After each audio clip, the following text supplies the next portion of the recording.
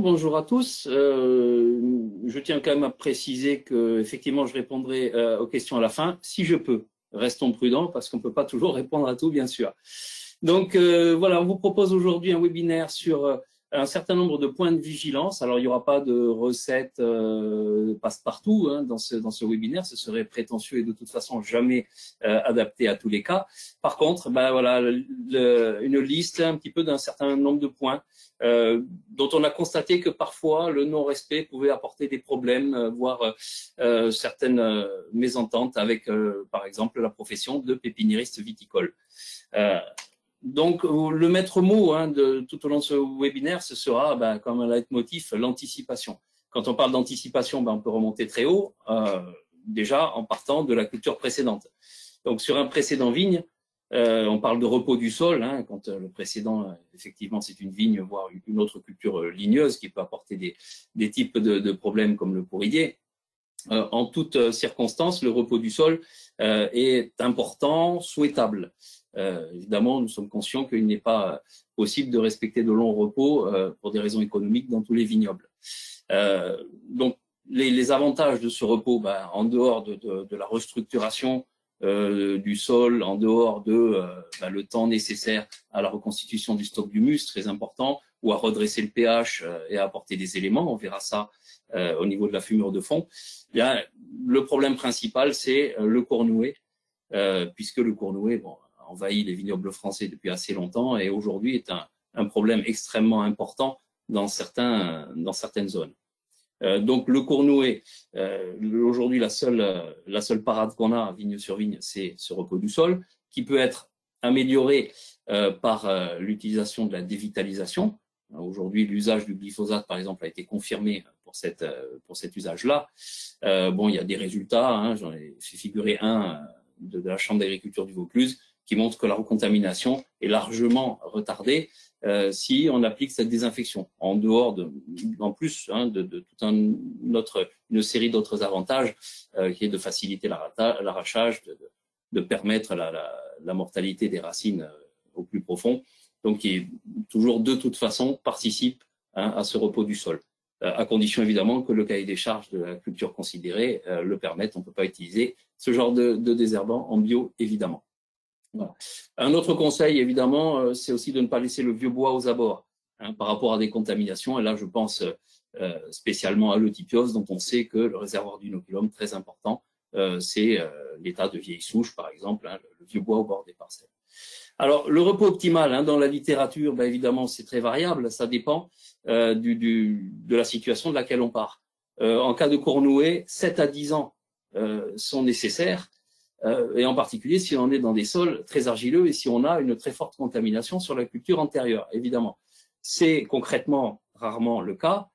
On peut aujourd'hui, il y a un certain nombre de pistes pour améliorer la situation, entre autres ce qui est étudié aujourd'hui dans le cadre du plan dépérissement, dans le projet Jacinthe, c'est l'utilisation de couverts végétaux qui peuvent apporter une baisse potentielle de la population de nématodes. Alors, c'est en cours de validation à grande échelle parce que, évidemment, il faut passer des essais en petits volumes de terre où la preuve de concept a été faite, ça marche, aux essais, évidemment, sur des plus grandes profondeurs d'enracinement et en situation réelle, où ça peut être beaucoup plus problématique. Voilà, en tout état de cause, 18 à 24 mois semble quand même un minimum qu'on peut considérer comme important avec une couverture du sol qui peut servir éventuellement d'engrais vert. Avant la plantation, un ensemble de mesures préliminaires sont très fortement conseillées, sinon indispensables.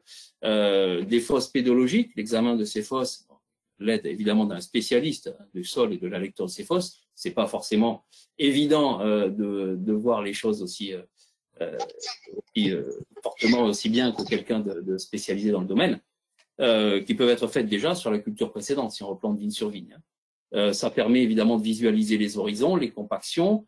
Ça permet aussi d'aider un petit peu à choisir la profondeur des analyses de sol qu'on va mener sur la parcelle. Ces analyses de sol qui devront évidemment, je vous ai listé un certain nombre de points essentiels qui permettront par la suite d'adapter la fumure de fond, si nécessaire, avec un certain nombre de points essentiels. On va y revenir.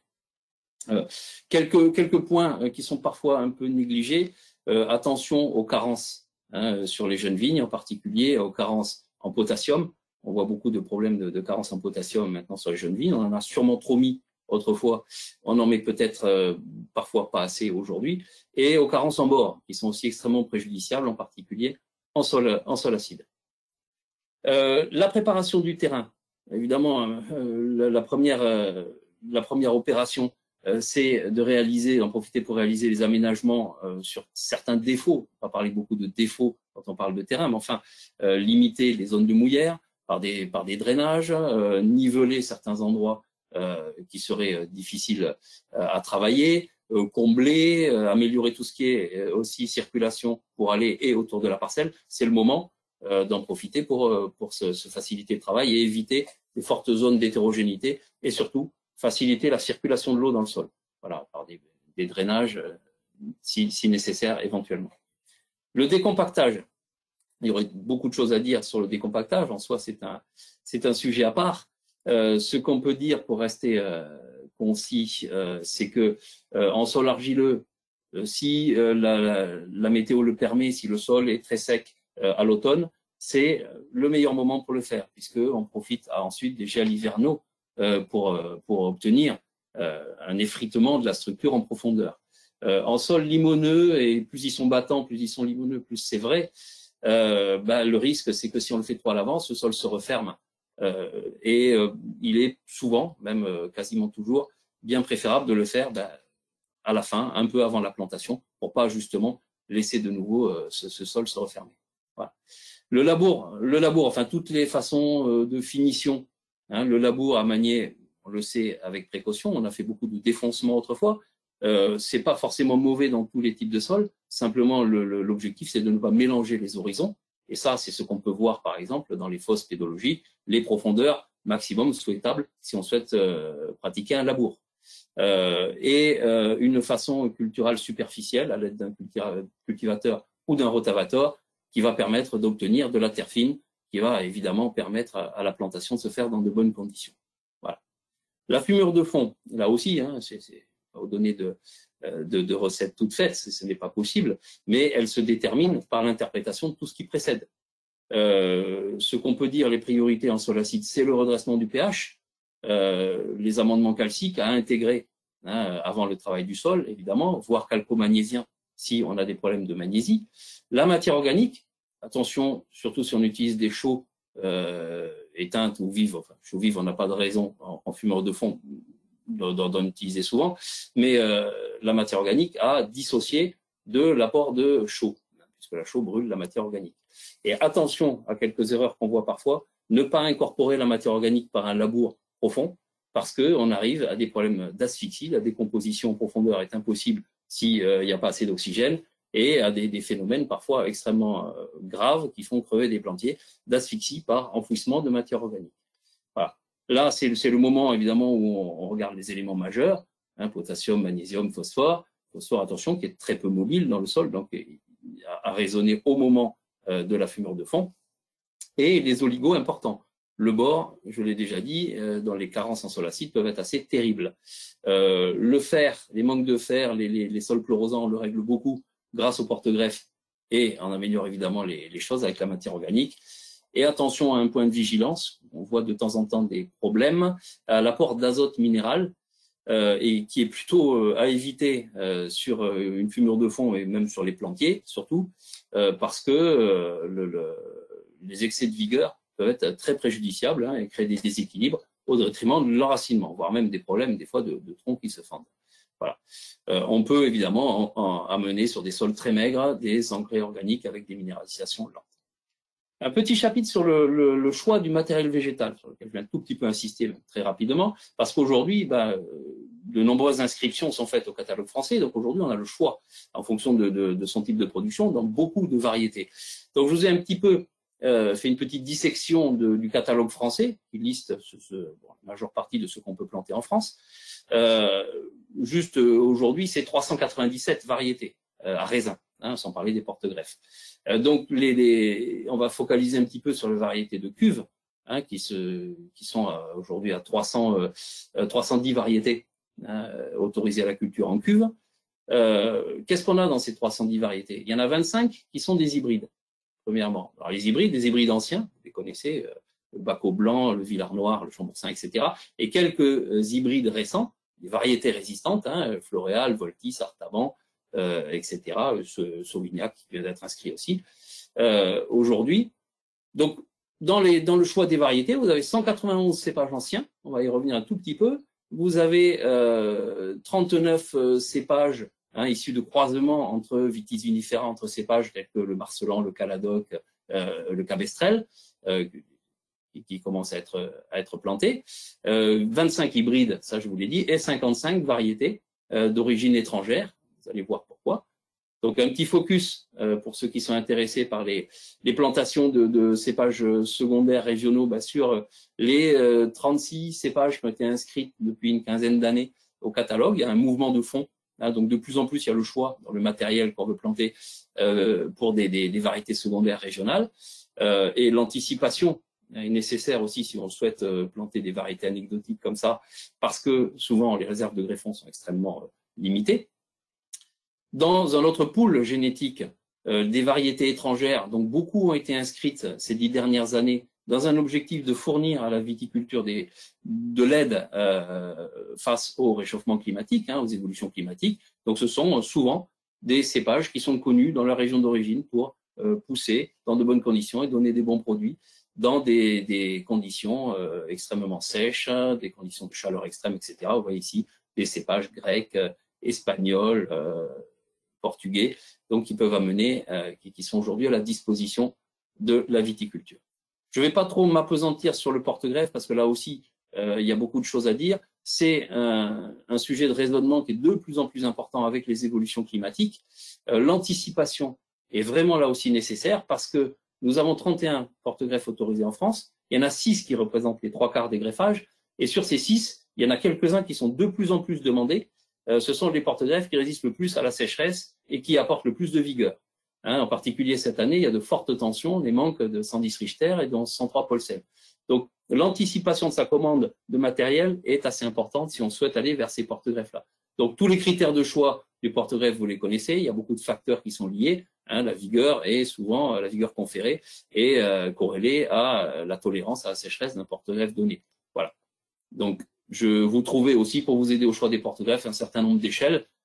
Très important, évidemment, l'adaptation au sol chlorosant, donc calcul de l'indice de pouvoir chlorosant et du taux de calcaire actif qui est supporté par la variété de porte-greffe. Tout ça, vous trouvez ça assez couramment, ainsi que les indices de vigueur. Là, j'ai rapidement copié une échelle de vigueur que vous pouvez trouver dans des manuels de viticulture comme le Régnier et qui peuvent vous aider à votre choix.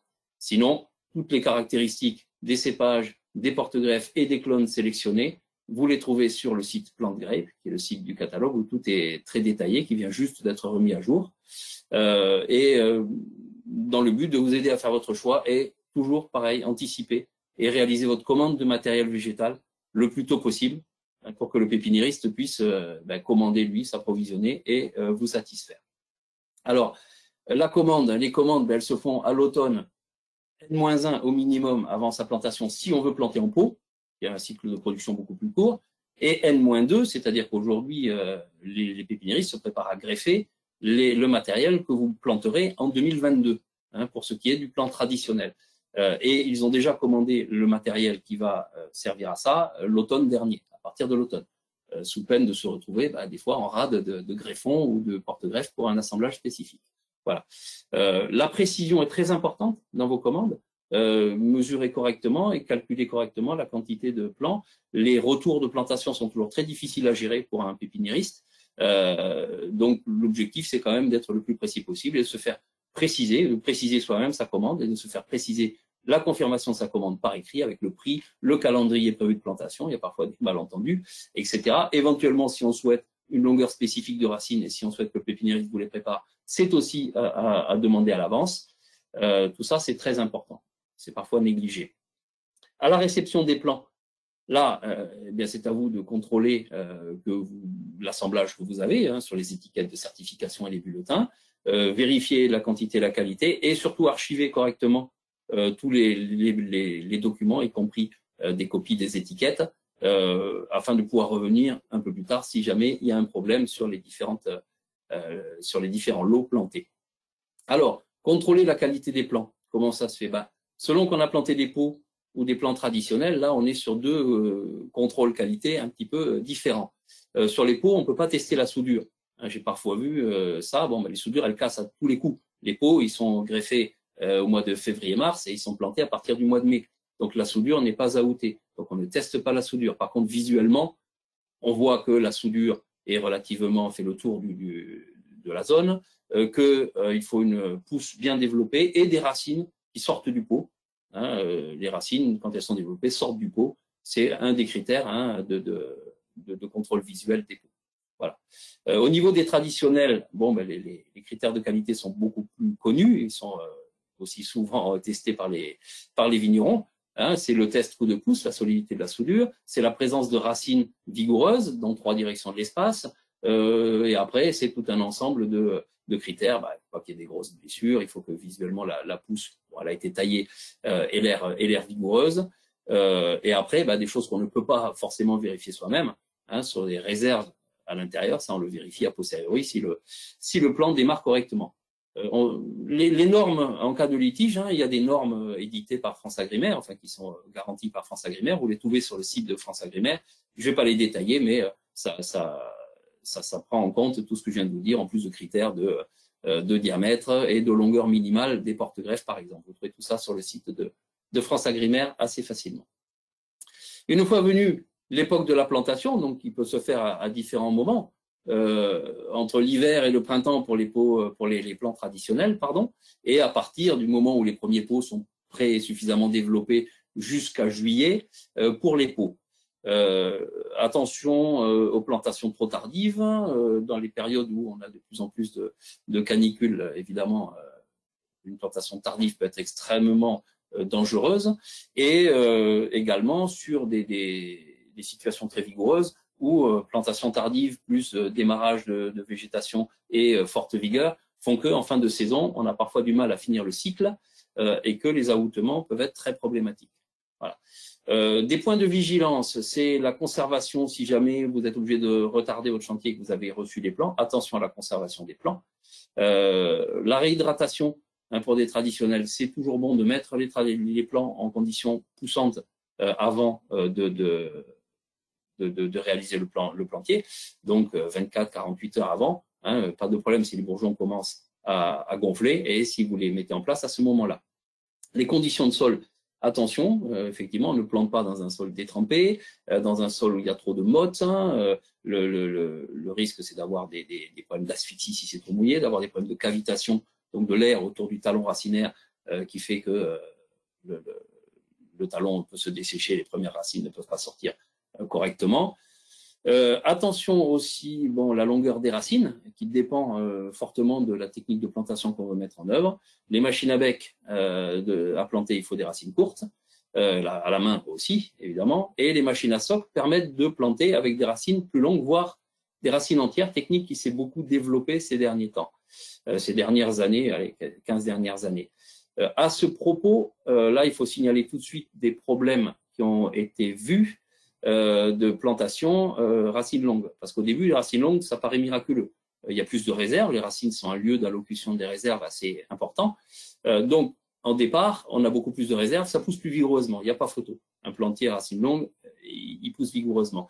Par contre, sur le long terme, on a plusieurs types de problèmes. Ça, c'est un exemple de plantation racines trop longues, soit à la main, soit avec une machine à bec. En général, ça descend pas trop. On a des problèmes de racines qui remontent sur ce genre de plantation. Et les plantations racines longues à la machine ont fait l'objet de plusieurs articles que vous avez sûrement vu passer ces derniers temps concernant des problèmes d'orientation dans l'espace des racines qu'on peut observer sur le long terme. C'est-à-dire que, évidemment, toutes les racines se mettent en chignon alignées dans l'arrêt de plantation. Et au bout de quelques années, on assiste à des étranglements au niveau des troncs racinaires. Et on assiste à une exploration de l'espace au niveau des racines qui est très réduite par rapport à des plants qui ont été plantés racines courtes, où là, les racines partent dans toutes les directions. Donc, J'ai pas, à ma connaissance, vu de dépérissement ou de problèmes lourds associés à des plantations comme ça, mais il est absolument certain que ici, comme vous le voyez, ces étranglements racinaires ne sont pas favorables, hein, à une pérennité, à une longévité dans de bonnes conditions de la vigne, hein, en plus de l'orientation racinaire. Donc attention aux plantations racines longues. On va peut-être revenir un petit peu sur ces pratiques-là. Voilà. Quelques recommandations autres. Hein, bon, attention à la profondeur, hein, de plantation. Il ne faut pas que le greffon s'affranchisse, donc 5 cm pour le point de greffe au-dessus du sol. Ne pas buter si on a prévu un arrosage au trou au pied. Pas d'apport d'azote spécifiquement dans l'eau d'arrosage. Et des choses qu'on a parfois vues, pas de traitement phyto à la pompe à d'eau sur les cagettes de pot, parce que là, on est sûr de surdoser, de brûler les feuilles qui sont par ailleurs largement protégées en pépinière. Donc, on ne doit, en termes de pot, protéger que la jeune végétation naissante. Alors, l'entretien des plantations, là aussi, on pourrait en parler beaucoup. Des arrosages autant que nécessaire, y compris parfois sur traditionnel. On a vu sur des années très sèches des plants traditionnels avoir des gros problèmes de stress hydrique. La fertilisation, tant que la première mise à fruit, si on a fait une fumure de fond, une correction correcte, tant que la première mise à fruit n'est pas arrivée, sauf cas exceptionnel, elle n'est pas nécessaire. Évidemment, soigner le désherbage et l'entretien du sol. Hein, évidemment, la concurrence de l'herbe trop importante est très préjudiciable à l'implantation des racines. La protection phyto, mildiou, très important. Jusqu'à la chute des feuilles, il faut que le plant soit protégé pour pouvoir s'aouter correctement. La lutte contre la flavescence dorée, en périmètre de lutte obligatoire, il me faut rappeler que cette lutte est obligatoire dès la première année et elle est souhaitable dans les endroits où il y a vraiment une forte pression. Il n'y a rien à dire par rapport à ça. Attention aux envahissements par le liseron. Le liseron est un pourvoyeur de bois noir qui fait les mêmes symptômes que la flavescence avec une épidémiologie un peu différente, mais parfois sur plantiers envahis de liseron, on a vu des fortes infestations de bois noir. Et enfin, signaler aux pépiniéristes, à votre conseiller, tout problème le plus rapidement possible, en fin de saison parfois ou au début de saison suivante. C'est trop tard pour pouvoir faire un diagnostic sérieux d'un problème de plantation.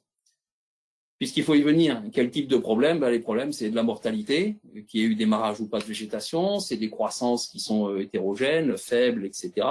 Des expressions de symptômes inquiétants, des carences, des virus ou soupçonnés, etc. Donc, ou des mélanges, évidemment, les mélanges, ça, des erreurs sur le porte-greffe ou la variété qu'on soupçonne. Tout ça, c'est des choses à signaler le plus vite possible afin de pouvoir au moins diagnostiquer proprement quelque chose. Voilà.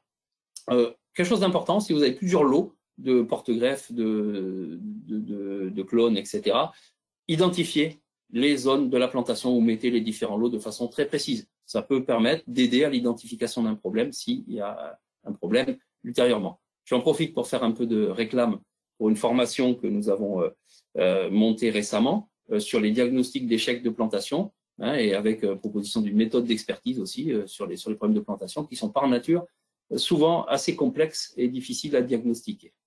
Voilà. Pour terminer, je vous conseille quelques sites intéressants où vous pourrez trouver beaucoup de choses. Sur les sites de l'IFEV, vous trouverez beaucoup de fiches pratiques concernant la fertilisation, concernant le matériel végétal. Le site PlantGrape, indispensable pour tout ce qui est caractéristique des cépages et des clones. Les sites de France Agrimaire pour toute la réglementation, longue, lourde, abondante. Et les sites de l'INRAE, hein, comme IFITIA, concernant les maladies et les ravages. Voilà, je vous remercie. J'espère ne pas avoir été trop long. Mais bon, c'est difficile de faire très court sur des sujets comme ça qui sont par nature extrêmement complexes et qui regroupent beaucoup de champs de l'agronomie et de la viticulture. Merci. Merci beaucoup, Olivier, pour cette présentation qui avait le mérite d'être vraiment très claire et très concise, très précise.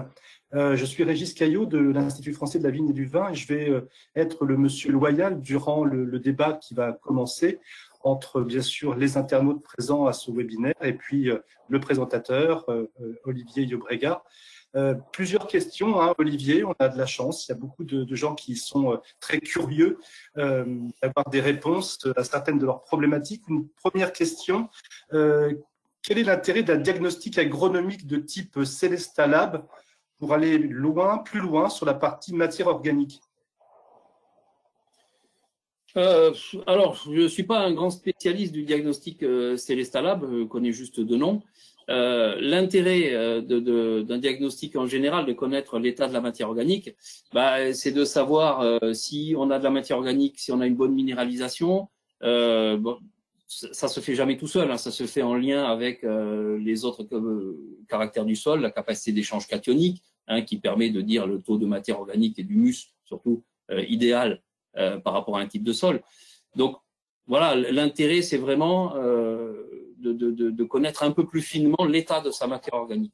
Voilà, à mon avis, ce genre de diagnostic, c'est ça. Et à la limite, après, d'orienter le choix, savoir si on a plus besoin de quelque chose si on est bien pourvu avec une minéralisation très lente, quelque chose de très stable, un compost très stabilisé, ou si on a plus besoin d'un autre type de matière organique avec une minéralisation un peu plus importante qui va apporter de l'azote aux jeunes plants.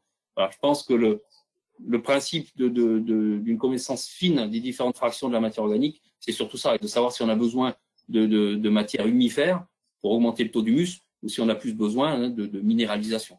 Voilà. Je pense que c'est ça l'idée, quoi. Alors, autre question pour rester dans ce qu'on va dire la préparation des sols. Certains agronomes rejettent le cholage pour des raisons d'appauvrissement des sols. Qu'est-ce que tu en penses? Oui, alors le cholage, si on utilise de la chaux, effectivement, que ce soit de la chaux éteinte ou encore pire de la chaux vive, on a une destruction de matière organique. La chaux, les chaux formulées sont destructrices de matière organique. C'est pour ça que j'ai précisé que quand on doit faire un apport de matière organique, il faut d'abord avoir apporté de la chaux si on souhaite aller vers ces produits-là, l'enfouir et la matière organique longtemps après. Euh, Par contre, effectivement, voilà, c'est pour ça que c'est parfois ça a mauvaise presse. C'est vrai que dans la plupart des sols, d'amener des produits bruts, hein, des calcaires broyés, non cuits, bon, c'est le plus souvent suffisant. Hein, et après, il y a vous trouverez des méthodes de calcul, des quantités en fonction des valeurs neutralisantes, hein, des différents produits. Mais c'est vrai qu'en fumure de fond, sauf besoin de redressement rapide du pH, des produits broyés de carrière sont souvent suffisants. Voilà. Et ont l'avantage de ne pas détruire comme ça la matière organique. Alors, une question qui a été posée certainement à un conseiller viticole par un vigneron. Pourquoi les racines du premier nœud du porte-greffe des jeunes plants sont enlevées? Est-ce que cela ne favoriserait pas les capacités de racinement que de les laisser aussi? Ouais, c'est en général de toute façon, hein, ce qui se passe, c'est quand il y a un plateau racinaire qui se développe fortement. Enfin, il y en a un qui prend le dessus sur l'autre. Donc effectivement, on éborgne le premier œil. Hein, en général, bon, un porte-greffe normal, c'est 2 méritales, hein, avec un talon sous un œil et un œil éborgné. Parfois, on a des départs racinaires, hein, au niveau de l'œil éborgné. C'est d'ailleurs souvent le signe de quelque chose qui se passe au talon, c'est-à-dire une asphyxie, etc. Et parfois, ben, comme dans le cas de pieds noirs ou parfois même de pourriguier, on a la vigne qui essaye de s'en sortir en faisant sortir des racines. Alors, pourquoi ne pas laisser 2 plateaux racinaires? C'est ça la question. Ouais, parce que de toute façon, au bout d'un moment, il y en a un qui prendrait le dessus sur l'autre. Voilà. Donc, on privilégie quand même le talon un petit peu plus profond pour que les racines partent en profondeur. Voilà, on privilégie en fait le départ des racines en profondeur. Voilà ce que je peux répondre. Bon. Oui. Merci Olivier pour cette réponse. Une autre question peut-être sur justement la plantation d'hiver. Nous voyons dans l'Hérault de plus en plus de plantations en hiver, janvier-février. N'y a-t-il pas un risque n'y a-t-il pas de risque, lié à une plantation trop précoce? Non, a priori non. Hein. L'automne, enfin quand on dit automne, c'est fin de l'automne et l'hiver, sont des saisons très propices, hein, à planter des végétaux en repos végétatif, parce que on a souvent des fenêtres pour bien travailler le sol en automne. On peut décompacter des sols dans de bonnes conditions si on n'a pas de période trop pluvieuse en automne. La mise en place se fait assez bien. Et non, on n'a pas de problème identifié. Non, le plant est en repos végétatif. Hein, donc, eh bien, il finira l'hiver en repos végétatif. On sait qu'on peut avoir un petit départ racinaire dès l'automne. Donc voilà, et l'intérêt aussi, c'est qu'on est un peu moins dépendant des conditions du printemps, où on a plusieurs parfois contraintes, c'est-à-dire que parfois il y a embouteillage de machines à planter, tout le monde veut planter quand les fenêtres de tir dans les mêmes régions c'est les mêmes pour tout le monde, mais les machines, il n'y en a pas pour tout le monde, ou les équipes de plantation à la main. Donc déjà, de faire un certain nombre de chantiers à l'automne, ça permet de s'affranchir un petit peu, de limiter ces problèmes. Et en plus, on est moins dépendant de mauvaises conditions météo, le plan est en place. Donc non, il y a beaucoup d'avantages à planter. Au niveau inconvénient, on ne craint pas le gel à partir du moment où les plants sont bien aoutés. À part des gros problèmes liés à de l'asphyxie, si on a des parcelles où l'eau stagne trop longtemps au moment où le plant devrait démarrer. Mais bon, ça veut dire qu'au printemps aussi, on aurait du mal dans ces parcelles-là. Voilà. Donc, pas de problème majeur à partir du moment où le sol est bien préparé.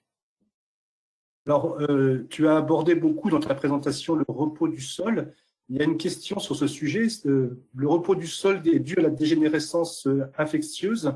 Et quel est l'intérêt des semis de plantes nématicides? Alors, l'intérêt, mais comme je l'ai dit, qui reste à préciser, à quantifier, et c'est le cœur du projet Jacinthe, qui est mené par Coralie de Vasme de Bordeaux, l'INRA de Bordeaux, c'est de faire diminuer théoriquement la population de nématodes, puisqu'on a montré qu'un certain nombre de plantes, je vous en ai cité 7, sont capables, par des exsudats racinaires, de limiter fortement les pullulations de nématodes. Donc, c'est de faire baisser naturellement la population de nématodes. Donc, comme je l'ai dit, ça marche sur des petits volumes de terre, sur des cases, etc. L'objectif, c'est de valider ça, et c'est le cas, sur des sols très contaminés, dans le cas d'un repos réel, d'une parcelle réelle. C'est en cours. Donc, l'intérêt théorique qu'il y ait, en pratique, à quel niveau se situe vraiment le retard de recontamination, par exemple, lié à une diminution de cette population de nématodes, si ça marche, là, moi, je ne peux pas répondre encore. Voilà. Alors, une question pratico-pratique. Bonjour, je plante sur une ancienne truffière. Pouvez-vous rapidement m'expliquer les bonnes pratiques anti-pourridier et les étapes qu'il ne faut surtout pas rater? Y a-t-il des adresses pour connaître la présence du champignon après X années? Alors, ça, c'est une excellente question, parce que quand on parle de truffière, on parle forcément de chênes. Je pense, il n'y a pas que des chênes qui sont truffiers, mais enfin, c'est souvent des chênes. Donc, les chênes, évidemment, ils sont connus pour porter le champignon, les champignons du pourridier, qui se développent méchamment, excusez-moi, une fois que le chêne n'est plus là et qu'il reste sur les débris de racines. Voilà. Alors, comment faire? C'est extirper un maximum de racines. Là, on n'a pas le choix, on est obligé de passer par cette phase-là, sortir le maximum de racines. Quand on parle de chêne, c'est pas forcément évident. Et ensuite, de favoriser tout ce qui est vie du sol pendant le repos qui suit. C'est-à-dire implanter des couverts, favoriser l'aération, surtout limiter la stagnation d'eau, parce que les champignons sur des débris ligneux, ils se régalent s'il y a de l'eau. Après, pour savoir si le sol porte le pourridier avant qu'on plante, il faudrait ouvrir quelques fosses et regarder si on trouve des racines, des débris de racines de chêne couverts de champignons blanchâtres qui sentent très très fort le champignon. Je vois que ça. C'est même la meilleure façon, ouvrir quelques fosses et regarder si on tombe encore sur des racines. Mais c'est vrai que sur d'anciennes plantations de chênes, le risque de pourridier, il sera toujours élevé.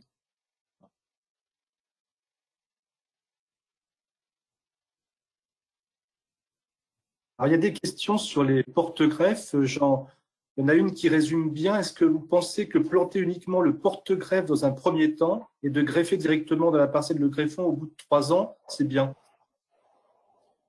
Ah, c'est bien. Enfin, moi, bien ou mal, je sais pas. Je raisonne pas. On peut pas raisonner comme ça. C'est avantage, inconvénient. Voilà.